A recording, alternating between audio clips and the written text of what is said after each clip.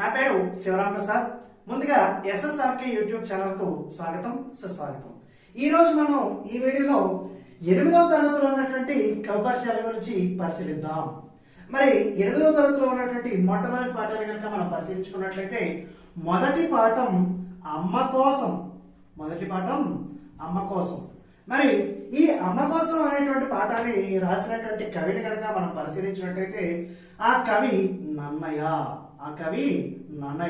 మరి ఈ నన్నయ్య గారి యొక్క కాలాన్ని పరిశీలించుకున్నట్లయితే 11వ శతాబ్దం.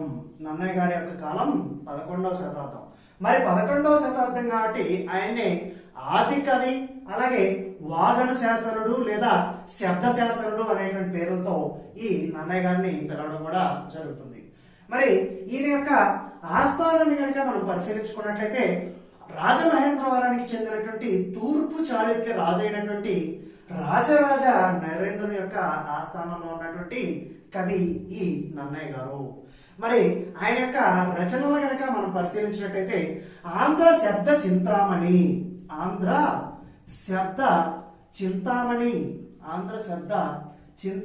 అనేటువంటి ఒక విలక్షణమైనటువంటి ఆ వ్యాకరణ గ్రంథాన్ని రాయడం అనేది జరిగింది. ఆంధ్ర శబ్ద చింతామణి అనేటువంటి వ్యాకరణ గ్రంథం. అలాగే మనకు ఈయన చాముండికా విలాసం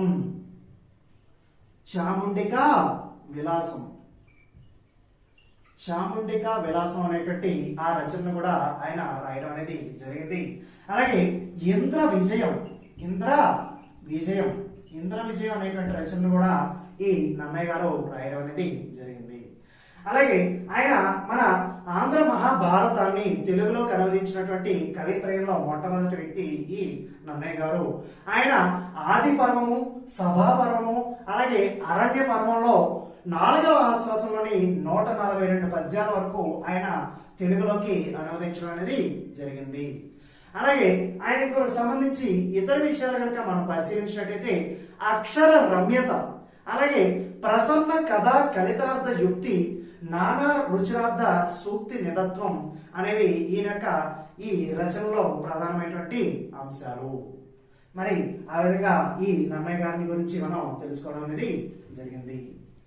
అలాగే ఆ తర్వాత ఉన్నటువంటి పాఠాన్ని కనుక మనం పరిశీలించుకున్నట్లయితే నీతి పరిమళాలు అనేటువంటి పాఠం.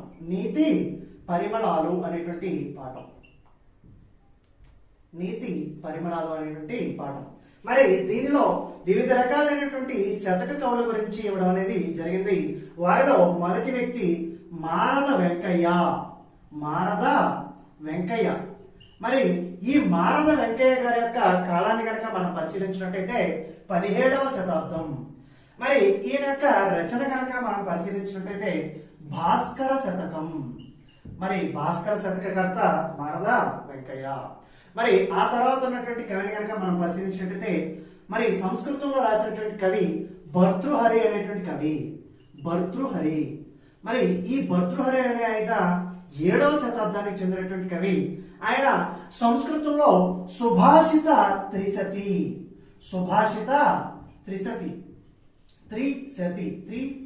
అంటే 300 పద్యాలు. దాన్ని సంస్కృతంలో రాస్తే ఏనుగు లక్ష్మణ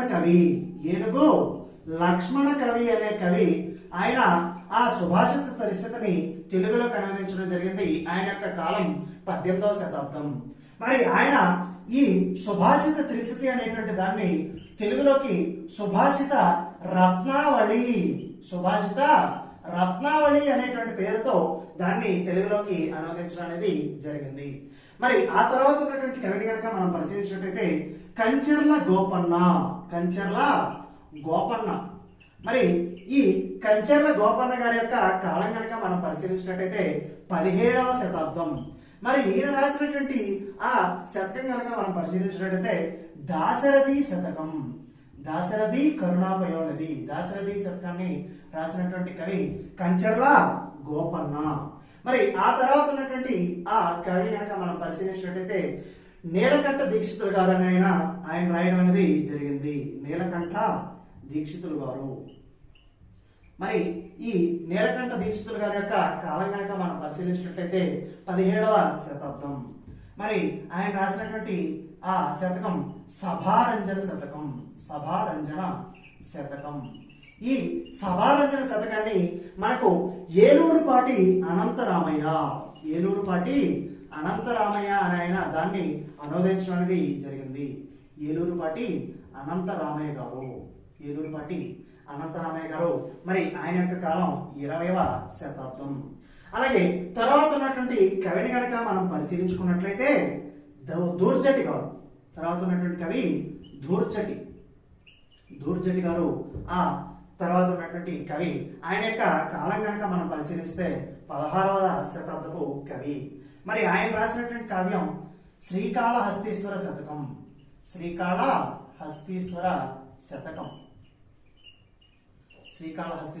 శతకం అనే దాన్ని ఆయన రాయడం అనేది జరిగింది. మరి తర్వాత ఉన్నటువంటి కవి తాళపాక పెద తిరుమలాచార్యులు.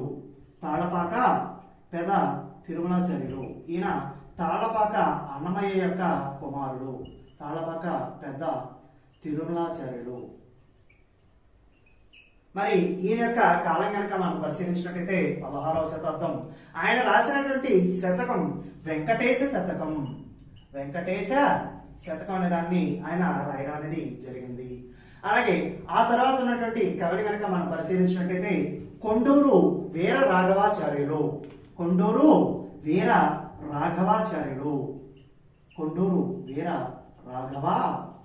అని ఆయన తర్వాత ఉన్నటువంటి కవి.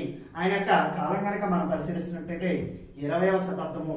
ఆయన రాసినటువంటి రచన మిత్ర సాహిశ్రీ శతకం అనే దాన్ని ఆయన రాయడం అనేది జరిగింది. మరి ఈ విధంగా శతకం గురించి తెలుసుకోవడం అనేది జరిగింది. ఆ తర్వాత ఉన్నటువంటి కవిని గురించి పరిశీలిద్దాం.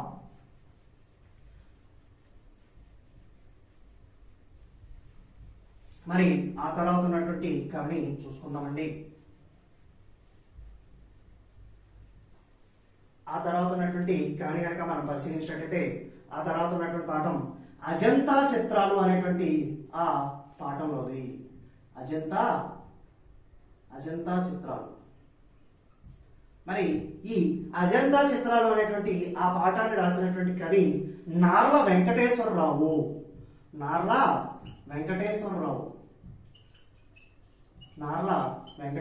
గారు. మరి ఆయన యొక్క కాలం కనుక మనం పరిశీలించినట్లయితే మరి నార్ల వెంకటేశ్వరరావు గారి యొక్క జన్మస్థలం కనుక మనం పరిశీలించినట్లయితే కృష్ణా జిల్లాలో ఉన్నటువంటి కౌతరం అనేటువంటి గ్రామంలో ఆయన జన్మించడం అనేది జరిగింది. మరి ఆయన యొక్క రచనలు కనుక మనం పరిశీలించినట్లయితే రష్యన్ కథలు. ఈ రష్యన్ కథల్ని ఆయన అనువదించడం అనేది జరిగింది. కాబట్టి అది అనువాద రచన. అలాగే నరకంలో హరిశ్చంద్రుడు అనేవాడు. ఈ నరకంలో హరిశ్చంద్రుడు అనేటువంటి ఆ రచన ఆయన యొక్క నాటకం. అలాగే మరొక రచన నార్లవారి మాట అనేటువంటి శతకం పద్య రచన. నార్లవారి మాట వాస్తవము నార్లవారి మాట అనేటువంటి ఆ మకుటంతో కూడినటువంటి ఆ నర్లవారి మాట అనేటువంటి శతకాన్ని కూడా రాయడం అనేది జరిగింది. అలాగే ఈయన యొక్క శైలి కనుక మనం పరిశీలించినట్టయితే నార్లవారి యొక్క రచన సరళమైనటువంటి శబ్దాలతో అలాగే సొగసైనటువంటి భావాలతో సుందరమైనటువంటి శైలిలో ఉండడం అనేది జరుగుతుంది. మరి ఆ తర్వాత ఉన్నటువంటి కవిని పరిశీలిద్దాం. ఆ తర్వాత ఉన్నటువంటి పాఠాన్ని కనుక మనం చూసుకున్నట్టయితే ప్రతిజ్ఞ అనేటువంటి పాఠం. మరి ఆ తర్వాత ఉన్నటువంటి పాఠం ప్రతిజ్ఞ అనేటువంటి పాఠం. మరి ఈ ప్రతిజ్ఞ అనేటువంటి పాఠాన్ని రాసినటువంటి కవిని కనుక మనం పరిశీలించినట్టయితే శ్రీరంగం శ్రీనివాసరావు గారు. మరి ఆయన యొక్క కాలాన్ని కనుక మనం పరిశీలించినట్టయితే 1910 నుంచి 1983 వరకు 1910 నుంచి 1983 వరకు ఆయన యొక్క కాలంగా మనం చెప్పుకోవచ్చు. అలాగే మరి ఆయన యొక్క జన్మస్థలం కనుక మనం పరిశీలించినట్టయితే ఆయన యొక్క జన్మస్థలం విశాఖపట్నంలో ఆయన జన్మించడం అనేది జరిగింది. మరి ఆయన యొక్క రచనలు కనుక మనం పరిశీలించినట్టయితే ఆయన 18 సంవత్సరాలకే ఒక కావ్యాన్ని రాయడం అనేది జరుగుతుంది. ఆ కావ్యం ప్రభవ అనేటువంటి ఒక కావ్యం. ఈ ప్రభవ అనేటువంటి కావ్యం 18 సంవత్సరాలకే భావ కవిత్వానికి సంబంధించినటువంటి కవిత ఈ ప్రభవ అనేటువంటి కవిత. అలాగే మహాప్రస్థానం, మరో ప్రస్థానం, మహాప్రస్థానం ఈ మహాప్రస్థానం అనేది ఈ మహాప్రస్థానంతో ఆయన మహాకవిగా మారడం అనేది జరిగింది. అలాగే విప్లవ కవితగా మనకి ఖడ్గ సృష్టి, అలాగే మరో ప్రస్థానం అనే దాన్ని ఆయన రాయడం అనేది జరిగింది. అలాగే ఇంకా రచనలు కూడా చేయడం అనేది జరిగింది. అది 350 అనేటువంటి రచనలు కూడా ఆయన రాయడం అనేది జరిగింది. ఈ 350 అనేది ఏమిటంటే వ్యంగ్య కవిత అని మనం చెప్పుకోవచ్చు. అలాగే కార్టూన్ కవితలు, ఈ కార్టూను కవితలు అనే దాన్ని కూడా ఆయన రాయడం జరిగింది. అలాగే 1+1 = 1 లేక డిసెంబర్ 31 1999 అనేటువంటి ఆ పేరుతో రేడియో నాటకాలు కూడా సంకలితం అవడం అనేది జరిగింది. అలాగే చరమరాత్రి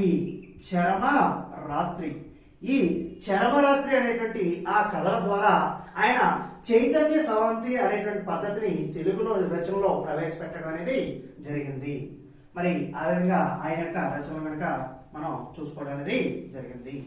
ఆ తర్వాత ఉన్నటువంటి ఆ కవిని పరిశీలిద్దాం. మరి ఆ తర్వాత ఉన్నటువంటి కవిని కనుక మనం పరిశీలించినట్టయితే ఆ తర్వాత ఉన్నటువంటి పాఠం ప్రకృతి ఒడిలో అనేటువంటి పాఠం. మరి ఈ ప్రకృతి ఒడిలో అనేటువంటి పాఠాన్ని రాసినటువంటి కవి కొడవటి గంటి కుటుంబరావు. ఈయన్నే మనం కోకు అని కూడా చెప్పడం అనేది జరుగుతుంది. కొడవటి గంటి కుటుంబరావు. ఈ కొడవటి గంటి కుటుంబరావు గారు ఆయన యొక్క జన్మస్థలం కనుక మనం పరిశీలించినట్లయితే గుంటూరు జిల్లాలో ఉన్నటువంటి తెనాలి అనేటువంటి ఆ గ్రామం. మరి ఆయన యొక్క రచనలు కనుక మనం పరిశీలించినట్లయితే జీవితం అనేటువంటి రచన, అలాగే చదువు అనేటువంటి నవలలు, ఆయన యొక్క నవలలు. మరి జీవితం, చదువు అనేటువంటి నవలలు, అలాగే అద్దె కొంప, అలాగే మరొక రచన కనుక మనం పరిశీలించినట్లయితే షావుకారు సుబ్బయ్య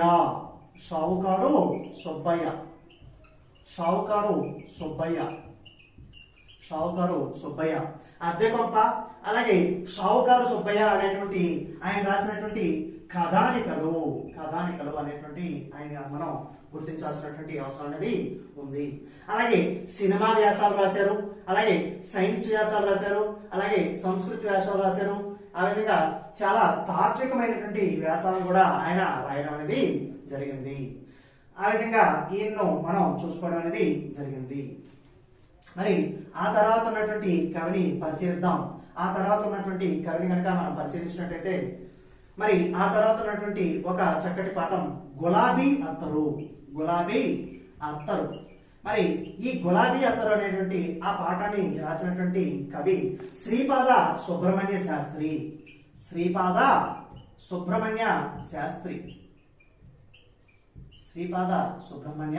శాస్త్రి గారు. మరి ఈయన గురించి మనకు పాఠ్యపుస్తకంలో వివరాలు ఇవ్వడం అనేది జరగలేదు కాబట్టి ఆయన పేరు మాత్రమే తెలుసుకుందాం.